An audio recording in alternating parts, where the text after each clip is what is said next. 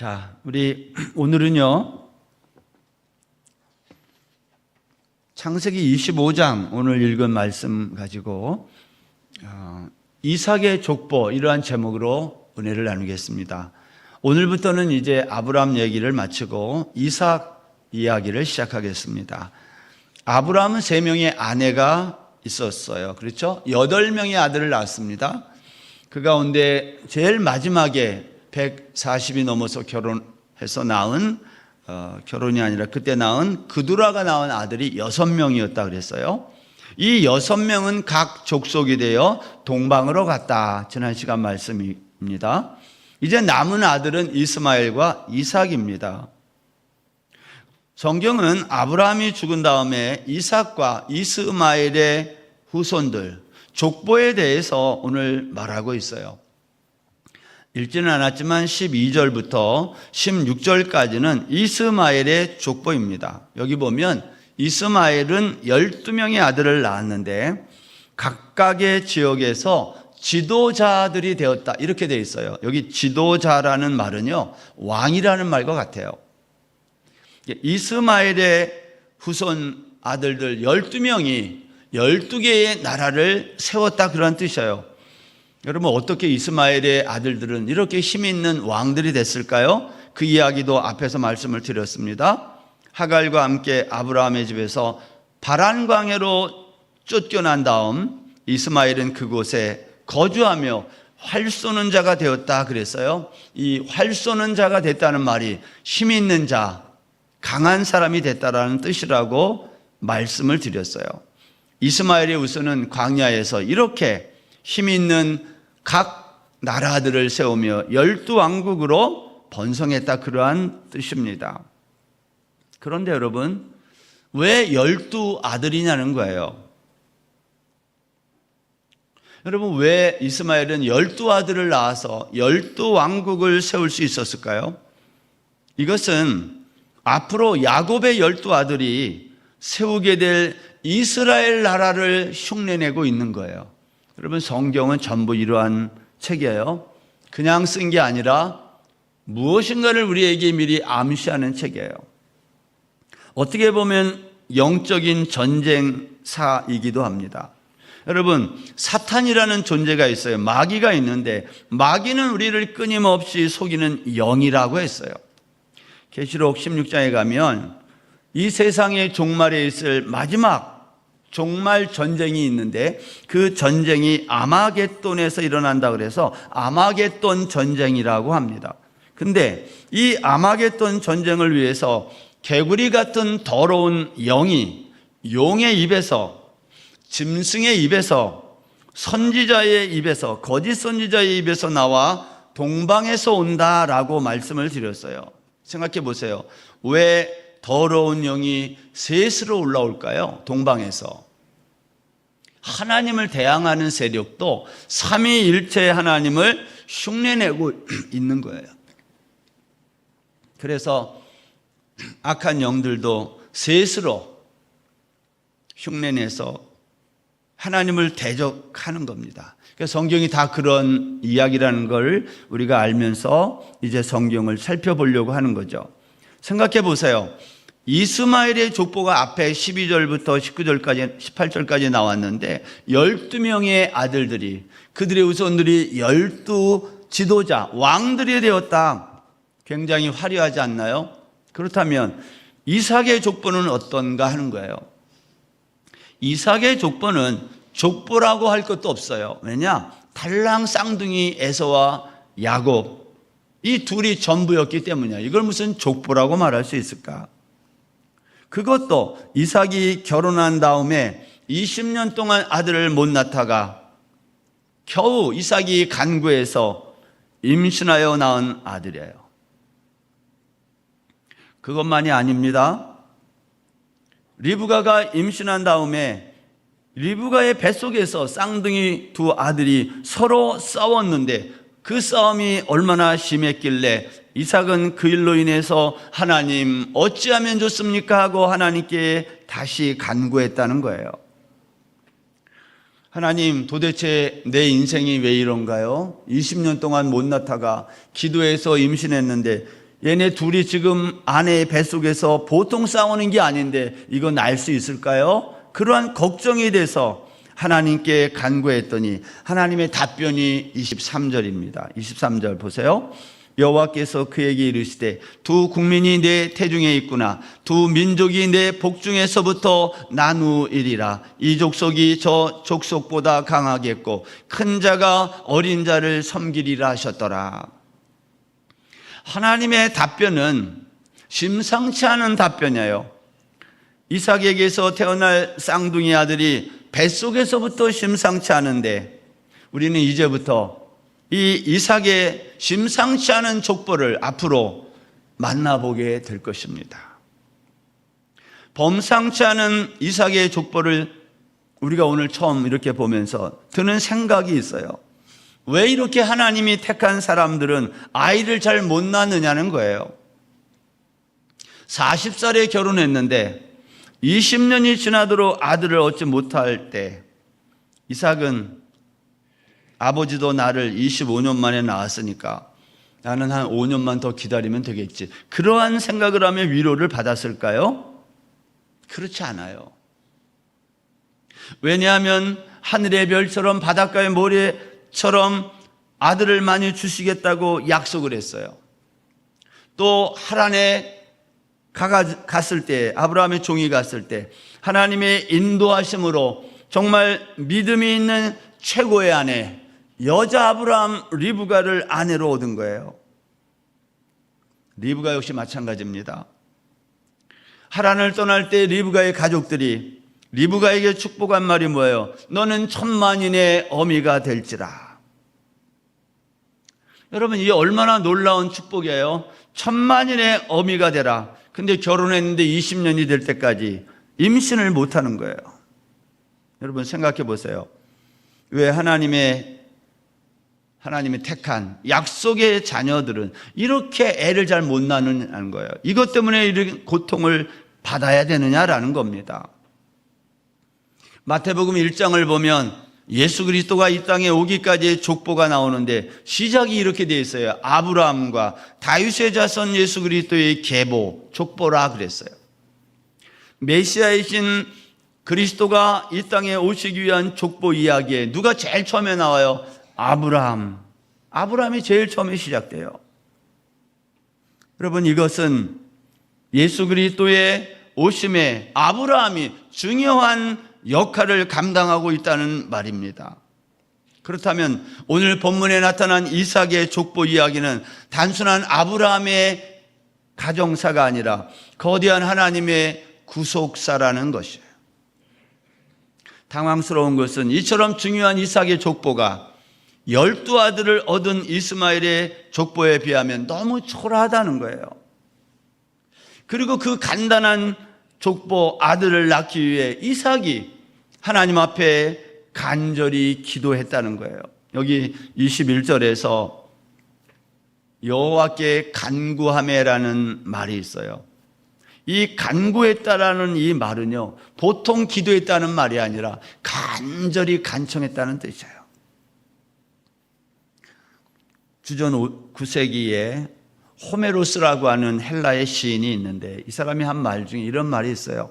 운명이 다가오자마자 인간은 겁쟁이든 용감한 자이든 간에 그것을 피할 수 없다. 이 말은요, 그리스인들이 당시 헬라 사람들의 사고방식이 얼마나 운명론적이었는지를 보여주는 거예요. 운명이 다가오자마자 인간은 겁쟁이든 용감한 사람이든 간에 그것을 피할 수 없다. 운명적이라는 거예요, 인간이란. 여러분, 한때 전 세계를 지배했던 헬라, 그리스 사람들은요, 사물을 볼 때 우리가 아는 대로 그들은 과학적이고 합리적인 사고방식을 가진 사람들이에요. 우리가 그 사람들의 철학을 이어받아 서양 철학의 기본이 되잖아요, 헬라 철학이. 합리적이고 과학적인 사고방식을 그들은 가졌지만 그러나 삶과 죽음에 대해서는 운명론적이었다라는 거예요. 그래서 그들은 인간의 운명을 운명론적으로 받아들였어요. 그 그리스 로마 신화에 보면 모이라이라는 불리는 세 여신이 나와요. 인간의 운명은 이 세 여신에 의해서 좌우된다는 거예요. 그 첫 번째 여신이 클로토라는 여신인데, 이 클로토는 씨를 뽑아요. 운명의 시작을 알리는 거예요. 씨를 뽑아서. 라케시스라고 하는 여신이 있는데, 이 라케시스는 그 운명의 실, 그 실의 길이를 재어서 생부터, 출생부터 죽음까지의 시간을 계산해요. 아트로포스라고 하는 세 번째 여신은 그 인간의 생명을 가위로 그 실을 잘라요. 이 말은 사람의 죽을 시기와 방법을 결정하는 신이에요. 그러니까 그리스 사람들은 합리적인 사람들이었음에도 불구하고 인간의 운명에 대해서, 우리 인간은 어떤 존재인가, 죽을 시기와 반명이 우리에게 달리지 않고 운명의 신에 결정된다는 거예요. 여러분, 우리 인간의 생명이 운명론적인 그러한 방식으로 접근하면 되겠느냐는 거예요. 성경은 우리 인간의 행과 불행이 운명이라고 말하지 않아요. 여러분, 하나님은 왜 약속을 더디 이루신다고 생각합니까? 왜 하나님이 약속한 것을 빨리 이루지 않을까요?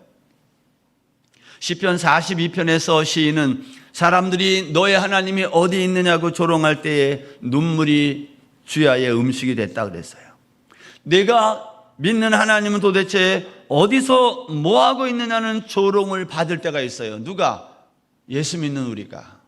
너 예수 믿는다며? 근데 왜 이렇게 하는 일이 이렇게 힘드냐 너? 네가 믿는 하나님 그거 문제 있는 거 아니냐? 그러한 조롱을 들을 때에 오늘 시편 기자도 눈물이 주야의 음식이 되었다는 겁니다. 이럴 때 그리스도인은 어떻게 해야 될까? 요한복음 11장에 보면 나사로가 병들었을 때 예수님은 의도적으로 즉각 가지 않고 나사로가 죽었다는 소식을 들으신 후에 가요. 그리고 가서 이렇게 말씀했어요. 이 병은 죽을 병이 아니라 하나님의 영광을 위함이요 하나님의 아들로 이를 인하여 영광을 얻게 하리 함이라. 그렇게 말해요. 내가 거기 있지 아니한 것은 너희를 위하여 내가 기뻐한다. 이는 너희로 믿게 하려고 한다는 거예요. 예수가 하나님이라는 것을 믿게 하기 위해서 병든 나사로가 죽었을 때에 즉시 가지 않고 죽은 지 나흘이나 지난 다음 냄새가 나는 그 무덤에 가서 죽은 나사로를 살려주셨다는 거예요. 우리는요, 사실 때때로 예수님의 이러한 방법이 이해되지 않을 때가 많아요. 오랫동안 기도해도 응답이 없을 때가 있어요. 죽을 때까지 기도해도 응답되지 않는 기도가 있다 이 말이에요. 어떻게 해야 될까? 여러분, 아브라함은 손자인 에서와 야곱이 15살 될 때까지 아브라함이 살아요. 나이를 계산해 보면 그렇게 돼요. 이건 무슨 말이냐면 아브라함은 이삭이 결혼한 다음에 20년 동안 애를 못 갖고 애를 낳은 다음에 모든 상황과 이 상황을 아브라함이 다 알고 있다는 거예요. 아브라함이 얼마나 마음이 속 터졌을까요? 얼마나 힘들었을까요? 자기의 아들의 아내를 얻기 위해서 먼 길을 위험을 무릅쓰고 리브가를 데려왔는데 20년이 지나도록 아이를 낳지 못할 때 주변 사람들이 아브라함에게 뭐라고 말했을까? 아들 장가 보낸다고 거창하게 떠들고 고향에 가서 그렇게 며느리 데리고 오더니 결국 애 못 낳는 여자를 데리고 왔다고. 20년 동안 애를 못 낳을 때에 그러한 조롱을 받지 않았겠어요? 여러분, 우리가 이 세상을 살 때에 우리 주변에서 우리가 하는 것을 이렇게 쳐다보면서 우리를 시기하고 질투하는 사람들이 있어요.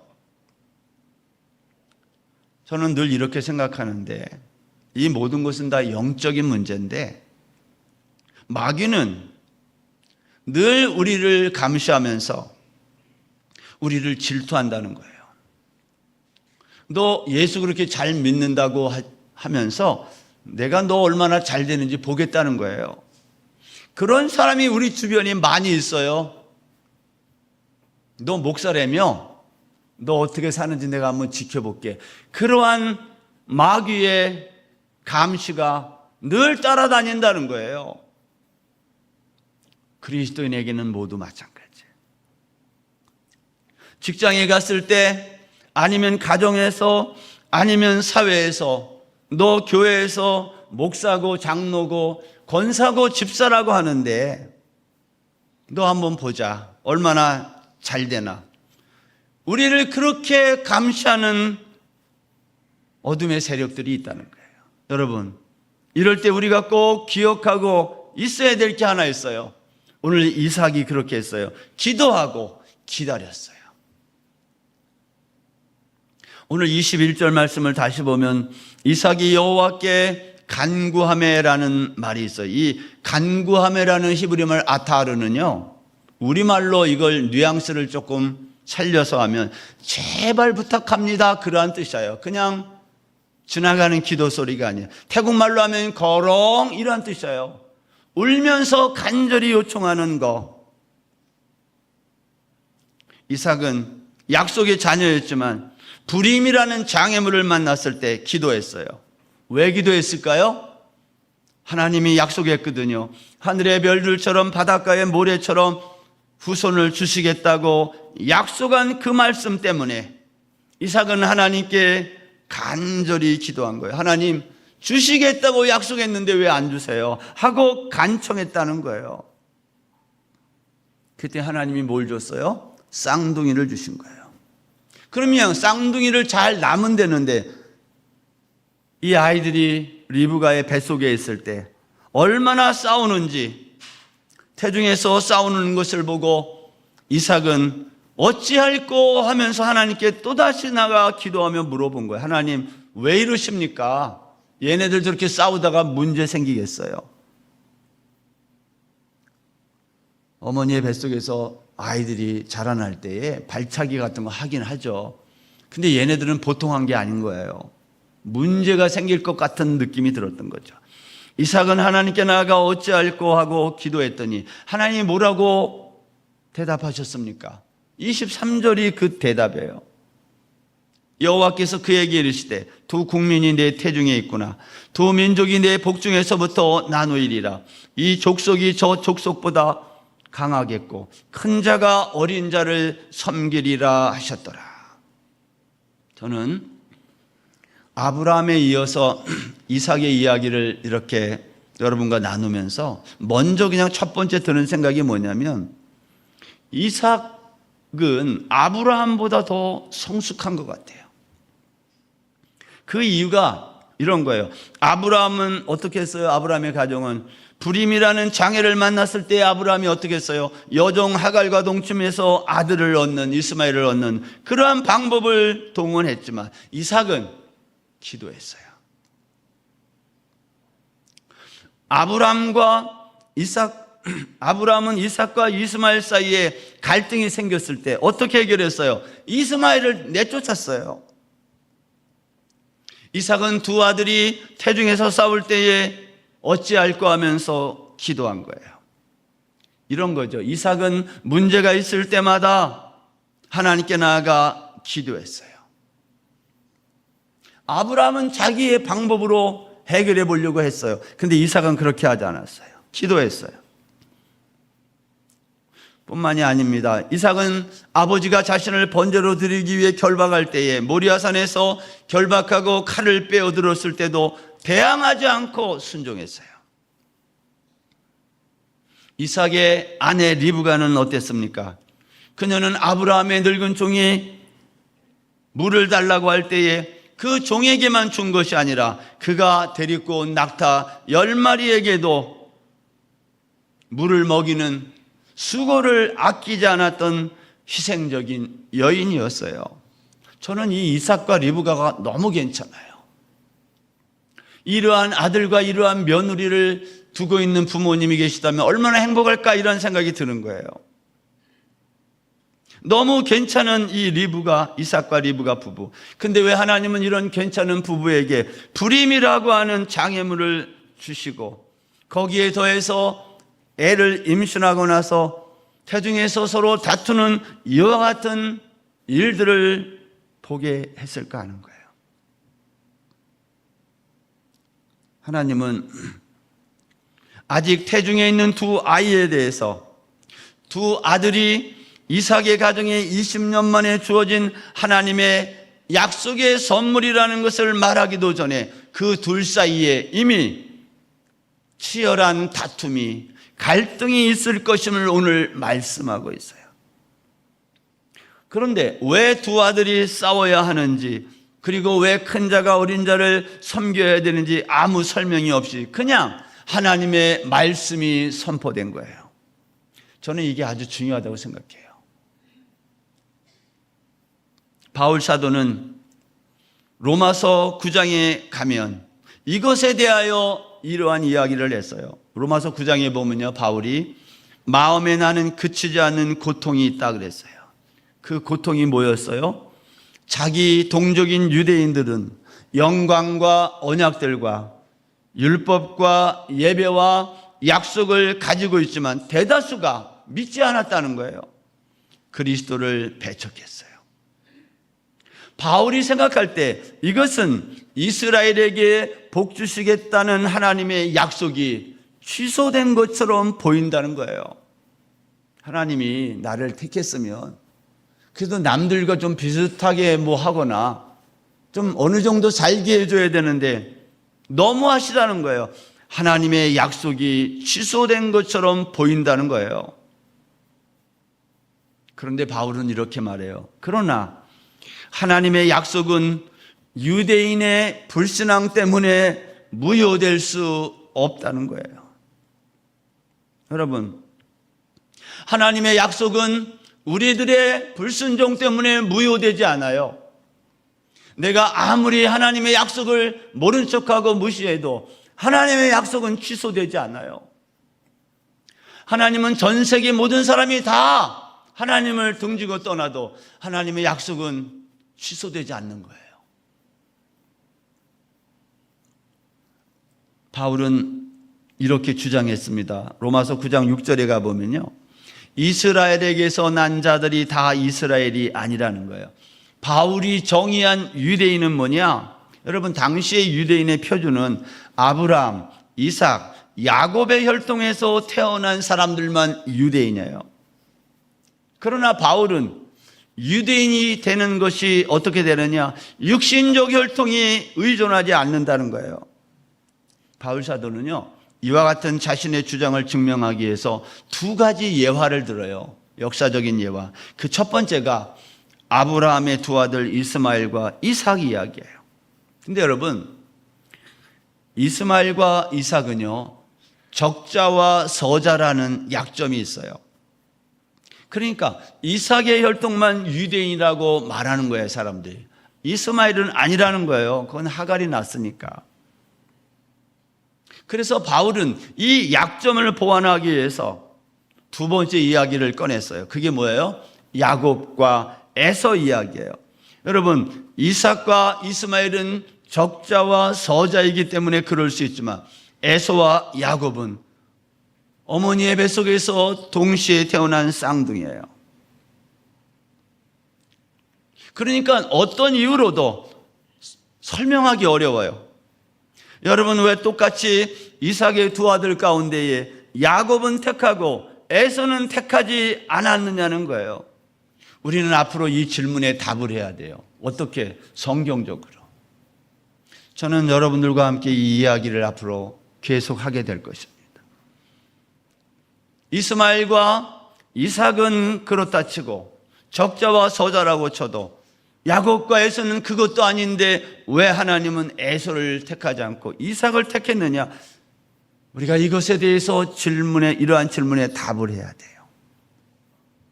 이 질문에 대한 답이 정확하지 아니하면 복음을 이해했다 할 수 없어요. 여러분, 우리는 하나님이 나를 구원하시기 위해 나를 선택했다고 하면 우리는 이러한 선택에 대해서 굉장히 당황해요. 왜 나를 선택했을까? 이렇게 돼요, 우리는.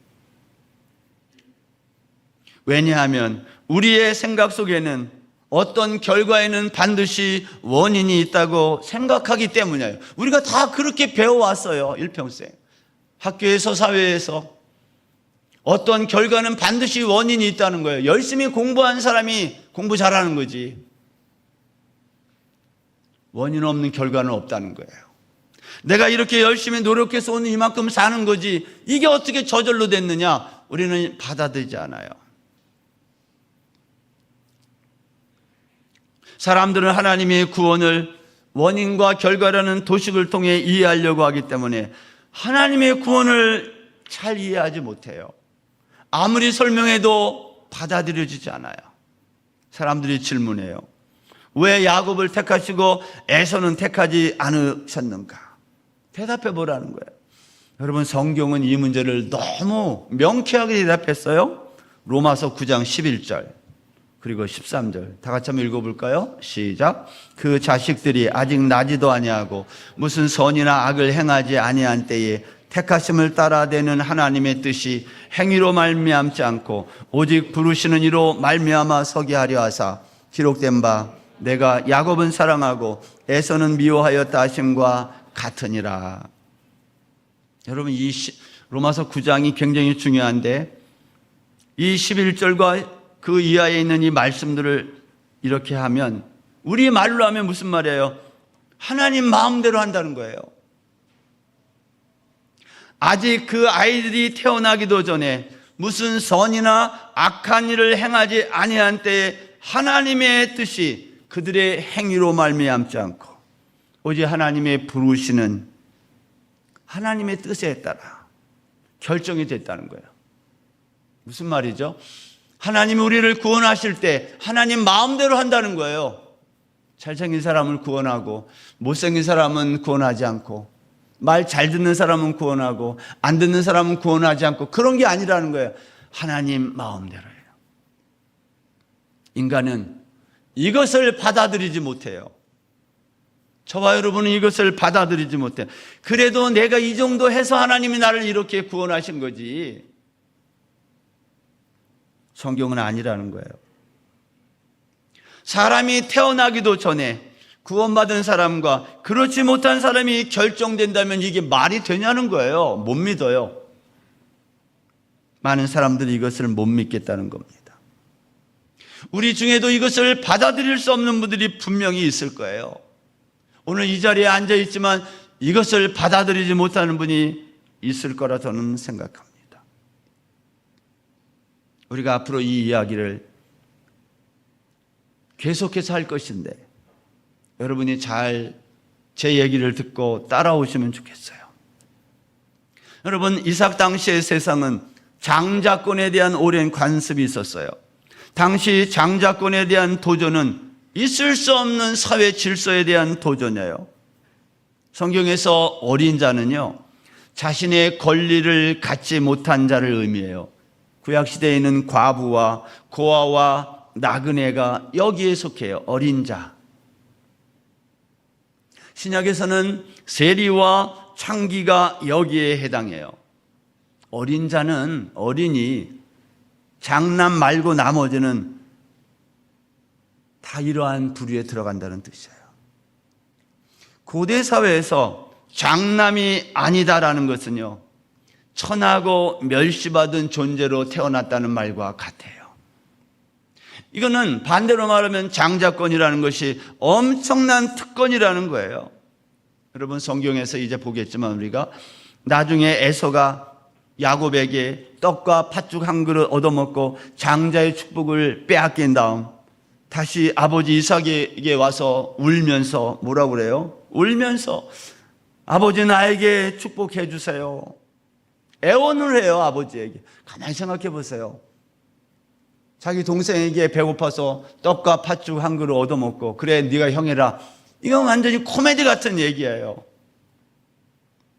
그런데 에서가 나중에 이 사실을 알고 아버지께 와서 울면서 애원하는 이 장면을 보면 우리의 생각이 뭔가 문제가 있다는 것을 알 수 있어요. 장자권이란 당시 사회에서는 엄청난 특권이라는 거예요. 오늘날도 특권이 있죠. 태어날 때부터 특권을 갖고 태어난 사람도 있잖아요. 그거 가만히 생각해 보세요. 평생 일하지 않고도 먹고 살 수 있는 사람들이 있잖아요. 장자의 특권이라는 그런 것이었어요. 여러분, 성경은 이삭의 족보에서 에서와 야곱이 출생하면서부터 경쟁하고 다투는 관계로 이미 설정해서 내보내고 있어요. 그렇죠? 26절에 보세요. 후에 나온 아우는 손으로 에서의 발꿈치를 잡았으므로 그 이름을 야곱이라 하였으며, 여러분, 야곱은 태어날 때부터 형의 발꿈치를 잡고 태어났다는 거예요. 에서와 야곱은 출생 시부터, 뱃속에 있을 때부터 서로 싸웠어요. 갈등의 그림자를 안고 태어난 거예요. 그런데 여러분, 야곱은 태어날 때 장남이 아니에요. 그런데 장남이 아닌데 여기 중요한 말이 있어요. 큰 자가 어린 자를 섬기리라는 하나님의 약속을 받고 태어나요, 야곱이. 그러나 아직은 둘째예요. 어떤 사람들은 야곱과 에서의 이야기를 들을 때마다 야곱에 대한 편견을 가지고 야곱을 자꾸 이해하려고 그래요. 야곱은 간교하다든지, 야곱은 야심가라든지. 근데 여러분, 야곱만 간교하고 야심가요? 에서도 마찬가지예요. 성경은 야곱에 대해서 간교하다, 야심가다 그렇게 말하지 않아요? 성경을 읽는 사람들이 그렇게 색칠해 놨어요. 성경에서 야곱은 그렇게 표현되지 않아요. 왜 그럴까요? 우리는 내가 가지고 있는 원인과 결과라는 도식에 성경을 맞추려고 하니까 우리는 야곱은 이래야 되고 에서는 이래야 된다고 생각하고 이 성경을 그렇게 해석하려고 하는 거예요.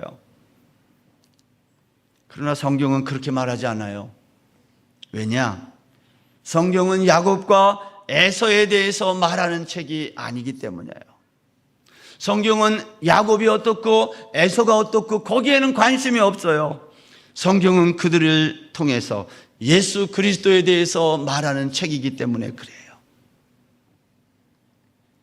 야곱이 간교하다, 그래서 에서는 억울하다, 리브가는 왜 야곱을 편애하는가? 여러분, 하나님은 편애도 없고 편견도 없어요. 하나님의 편애와 편견은 인간이 만들어 놓은 거예요. 하나님은 편애하지도 않고 편견도 없으시며, 다만 하나님은 뭐를 해요? 선택만 하세요. 사람들은 이 하나님의 선택을 편애라고 그러고 편견이라고 말하고 불공평하다고 말해요. 근데 그렇게 말하면 안 돼요. 하나님은 저와 여러분을 편애해서 이 자리에 저와 여러분을 부른 것이 아니라 하나님은 저와 여러분을 선택하신 거예요. 선택과 편애, 편견은 달라요. 우리나라 정부에서 8.15 특사나 뭐 이런 거 할 때에 왜 쟤만 특사로 내보내고 나가는 놈이 저 놈은 왜 안 풀어주냐고 그렇게 말하는 게 있어요, 없어요? 그럴 수 없는 거예요. 그냥 감사합니다 그러고 나가야지. 쟤도 좀 꺼내주세요. 정신 나간 놈이지. 여러분, 우리는 이미 다 살펴보았지만 하나님은 욥도 있었지만 욥을 부르지 않고 아브라함을 불렀어요. 왜? 대답이 없어요. 성경은 그것에. 하나님 마음대로예요. 여러분, 이스마엘도 있었지만 하나님은 이삭을 선택했어요. 마찬가지예요. 에서도 있었지만 야곱을 선택하신 거예요. 하나님은 태중에 있는 어린 사람을 부르셨어요. 그런데 문제가 뭐예요? 하나님의 이러한 부르심이 에서와 야곱에게 갈등을 일으켰다는 거예요. 여러분, 에서와 야곱의 이야기는 전체가 어떤 이야기예요? 갈등하는 이야기예요. 이제 야곱은 장자권의 문제로, 재산권의 문제로, 아이 낳는 문제로, 가나안에 살 것인가 애굽에 살 것인가 하는 거주의 문제로, 심지어는 야복 강가에서 하나님과 다투는 씨름하는 이야기까지 야곱의 일생 전체는 갈등하는 이야기예요. 사실 야곱의 이 갈등하는 이야기는 야곱의 이야기만이 아니라 저와 여러분 모두의 이야기예요. 우리도 일평생 갈등하며 살아요. 왜 나는 이렇게 조그만 나라 대한민국에서 태어나게 했을까? 저는 한국에 있을 때 원고에는 없는 얘기인데 갑자기 생각이 나네. 저는 인천에서 태어나 살았거든요. 저는 인천에 살면서 늘 나는 왜 서울에서 안 태어났나 늘 그게 불만 같은 게 있었어요. 그래서 나는 서울 얘기하면 그 사람이 제일 부러워. 어디에 가면 뭐가 있고 이런 얘기하면 되게 부러웠어요. 얼마나 좋을까 서울에 살아서. 왜 나는 저기 프랑스 같은 나라 아니면 저 영국 같은 나라에서 그 나라 시민으로 백성으로 태어나게 하지 왜 나를 이 대한민국에 태어나 일평생 이렇게 갈등하는 소용돌이 속에 살게 했을까? 여러분 그런 생각 해봤어요? 안 해봤어요? 이게 우리의 선택이냐는 거예요. 우리가 선택한 게 아니에요. 하나님의 선택이에요. 그런데 하나님의 이와 같은 선택이 우리 모두를 야곱처럼 평생 갈등하는 삶을 살게 했다는 거예요. 여러분, 인생의 모든 갈등은 야곱에게서 나에게서 비롯된 것이 아니라 하나님으로부터 시작됐다는 것을 기억하세요. 그렇다면 그 결과도 하나님이 책임지는 거예요. 만일 야곱이 태중에 있을 때 하나님의 말씀이 큰 자가 어린 자를 섬기리라는 말씀이 주어지지 않고 그냥 당시 사회 질서를 따라 에서가 장남으로 태어나고 야곱이 차남으로 그냥 태어나서 살았다면 그 집안에 아무런 문제가 없었을 거예요. 하나님이 아무 말씀도 하지 않으셨다면 이삭의 가정에는 형제간의 칼부림이 일어나지 않았을 것이다라는 거예요. 그런데 하나님이 말씀하시면서 갈등이 생기고 문제가 생긴 거예요. 여러분 이것은 매우 중요한 이야기예요. 이 말은 다른 말로 하면 이런 거예요. 우리 인생 스토리의 주도권은 하나님이 가지고 계시다는 거예요. 내가 갖지 않아요. 내 인생의 스토리를 내가 이렇게 되고 저렇게도 해볼 수 있을 것 같아요? 불가능한 거예요. 우리가 그래도 대한민국에서 태어나서 이렇게 살지 만약에 반대편 북한이나 아니면 저 아프리카의 어느 나라에 태어났다면 팔레스타인 땅에서 우리가 태어났다면 오늘 우리가 뉴스로 보고 듣는 이 모든 갈등을 우리의 인생이 다 감당해야 되는 거예요. 그걸 우리가 선택한 게 아니에요. 하나님이 선택하신 거예요. 그래서 질문해야 돼요. 왜 그렇게 하셨느냐는 거예요, 하나님이. 사랑하는 여러분, 우리가 성경을 읽을 때에 우리가 주목해야 될 것은 야곱이 아닙니다. 그렇다고 에서도 아니에요. 우리가 성경을 읽으면서 주목해야 될 분은 딱 한 분인데 하나님 한 분. 왜 하나님이 우리 인생에 개입하셔서 갈등을 일으키셨느냐는 거예요. 그걸 모르면 복음을 몰라요. 저와 여러분의 관심사가 성경에 나온 인물이 아니라 하나님이 되시기를 주의 이름으로 축원합니다. 왜냐하면 오늘날 야곱과 에서는 우리 곁에 없지만 야곱의 하나님은 우리와 함께 하시기 때문이에요.